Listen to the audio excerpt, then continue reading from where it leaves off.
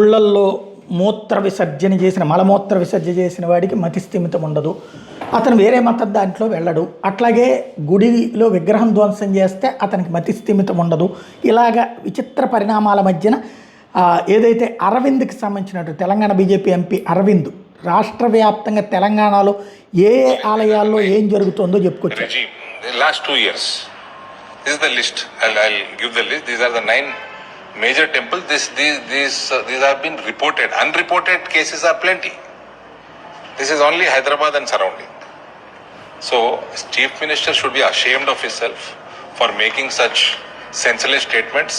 Is it mentioned in your Congress constitution that Congress is Muslim, Muslim is Congress? So where does he want to take this state, law and order in this state?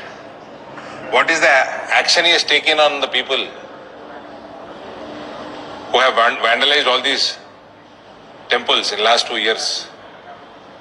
So your vote bank politics, your senseless statements are the reason for any kind of a communal tension in this city of Hyderabad.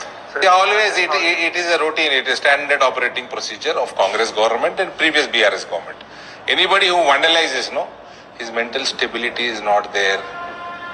He is a mental case. They won't even arrest him, they won't even put him in mental hospital then. Please check.